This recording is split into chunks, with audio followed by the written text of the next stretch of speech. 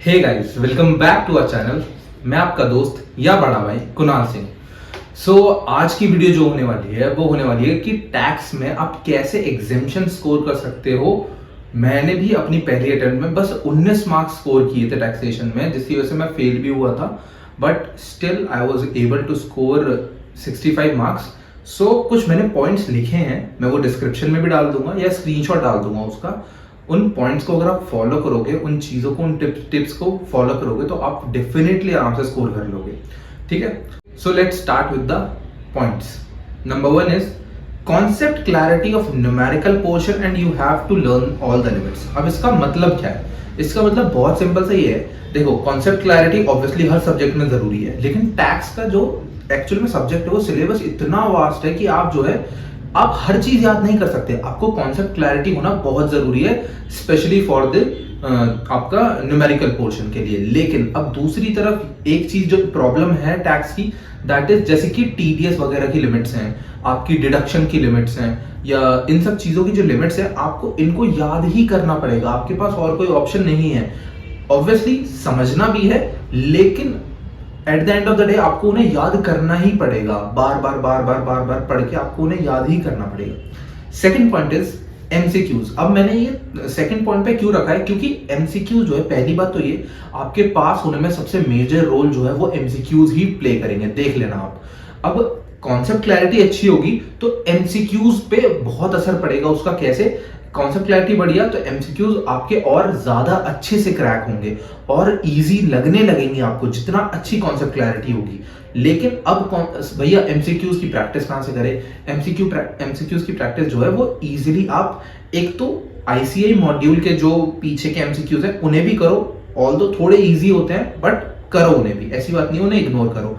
कोई आपकी जो बुक्स आ रखी होंगी, स्टडी मटेरियल होगा आपके फैकल्टी का, उनके एमसीक्यूज करो, उनकी एमसीक्यू बुकलेट्स देते हैं वो करो। या फिर अगर ये सब नहीं है तो फिर बीओएस पोर्टल पे जाओ, चैप्टर वाइज एमसीक्यूज दे रखे हैं, लेवल्स डिसाइड करो, इजी, मीडियम, हार्ड, उसके अकॉर्डिंगली वहां से सारी प्रैक्टिस करो। मैं जेन्युइनली बोल रहा हूँ, वहां के सारे क्वेश्चन कर लोगे ना, एमसीक्यूज की टेंशन ही निकल जाएगी दिमाग से कि यार कैसे एमसीक्यूज होने वाले हैं, क्या होने वाला है। और अब तो एमसीक्यूज की बुकलेट ही आने लगी है पेपर की, तो प्रीवियस ईयर के एमसीक्यूज भी आपको करने ही होंगे, वो ज्यादा आपको कॉन्फिडेंस को बूस्ट करेंगे।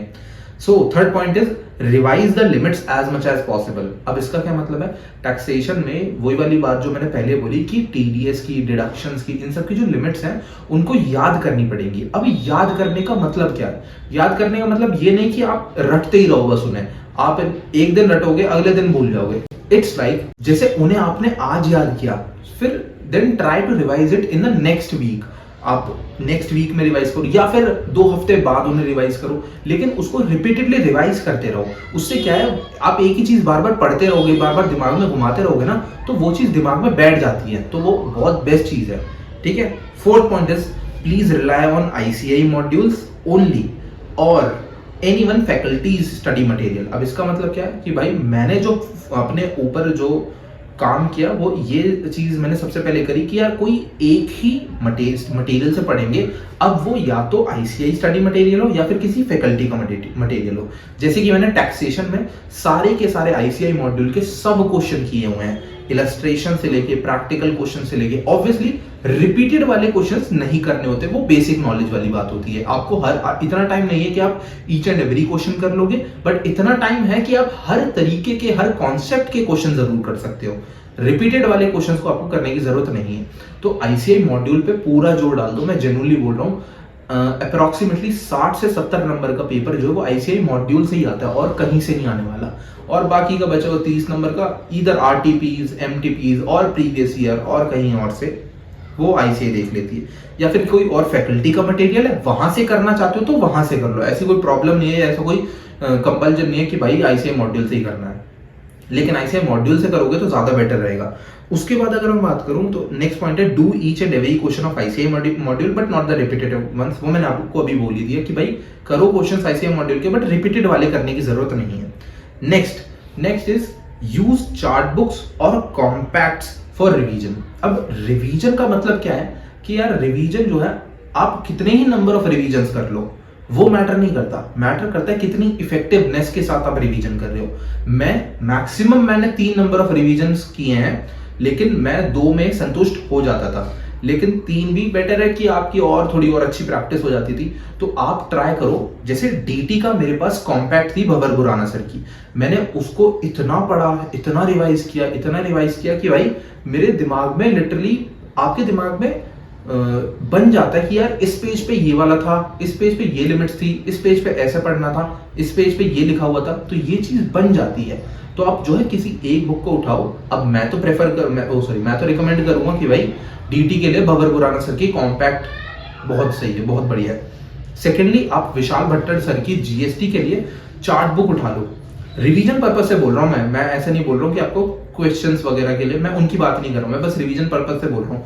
आप उनकी चार्ट बुक उठा लो, और इतना सही तरीके से उन्हें, इतने इंटरेस्टिंग तरीके से वहां पे जीएसटी का सारा कॉन्सेप्ट लिखा हुआ है, सब कुछ इतना प्यारे तरीके से लिखा हुआ है कि मजा भी आता है इवन पढ़ने में। उसको आप बार बार पढ़ भी सकते हो, बार बार देख भी सकते हो, ठीक है। और पेपर से एक दिन पहले वही काम आता है, या फिर आपके नोट्स काम आते हैं। Next one is try to cover the whole syllabus. I know it's difficult, but it is possible for sure. देखो, मैं अपनी बात अगर करूं, मेरे से भी नहीं हो पाया था पूरा का पूरा सिलेबस। मैंने भी at the end of the day TDS छोड़ के चला गया था मैं। थोड़ी शॉकिंग चीज है, बट हाँ, टीडीएस छोड़ के चला गया था मैं, और टीडीएस मैंने क्वेश्चन अटेम्प्ट भी नहीं किया था, आपने आंसर शीट में देखा ही होगा, ठीक है। तो कोशिश तो करो, एटलीस्ट कोशिश पूरी करो सिलेबस को पूरा कवर करने की, क्योंकि उसका बेनिफिट क्या होगा? उसका बेनिफिट ये होगा, जब क्वेश्चन पेपर हाथ में आएगा ना, तो आपको समझ आएगा कि यार मेरे को फर्स्ट से लेके 6 तक 6 के 6 क्वेश्चन आते हैं, यानी कि मेरे को चॉइस की टेंशन नहीं लेनी है, ना ही कोई दिमाग में एक प्रेशर होगा कि यार मैंने ये क्वेश्चन, ये चैप्टर नहीं किया तो मुझे यही क्वेश्चन छोड़ के जाना पड़ेगा, ठीक है। तो आपके पास, बल्कि अब एक अपर हैंड ये होगा कि आपके पास चॉइस में अब आपको ये डिसाइड करना होगा कि मुझे इसमें से कौन सा ऐसा क्वेश्चन है जो सबसे ज्यादा बेस्ट तरीके से मैं कर सकता हूं, बेस्ट तरीके से प्रेजेंट कर सकता हूं, तो वो चीज एक यहाँ पे काम आएगी। तो इसलिए पूरी कोशिश करो, पूरी जान लगा दो भाई कि मैं सब कुछ करके तो चला जाऊं, और ऐसा भी नहीं कि मतलब बिल्कुल ही ब्लैंक को छोड़ के चले जाओ। मैंने टीडीएस भी पढ़ा हुआ था, थोड़ा पढ़ा था, ऐसे नहीं कि मैं बिल्कुल ब्लैंक होके चला गया था।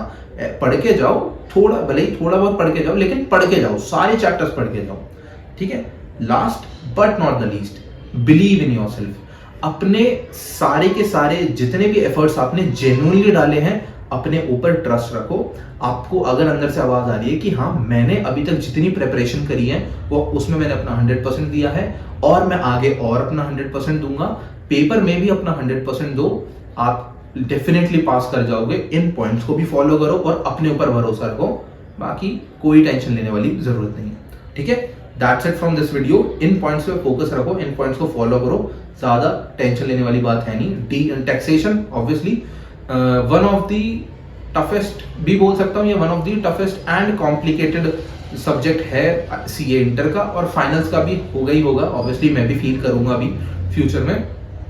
बट ऐसा कुछ नहीं है जो कि इम्पॉसिबल है, अपन सब डील कर लेंगे। मेरी एक लाइन जो मैं अपने दिमाग में रखता हूँ, that is it looks difficult until it's done. बस इस चीज को दिमाग में रखो और लगे रहो, बिल्कुल भी टेंशन नहीं लेनी, प्रेशर नहीं लेना दिमाग पे, आराम से लगे रहो। That's it from this video. Do like, share, comment and subscribe कर देना, बिल्कुल सच में बहुत कम लोग सब्सक्राइब कर रहे हैं। एक सब्सक्राइबर भी बढ़ता है ना भाई, बड़ी खुशी होती है, तो प्लीज सब्सक्राइब जरूर कर देना, ठीक है। ओके, बाय बाय, जय श्री राम।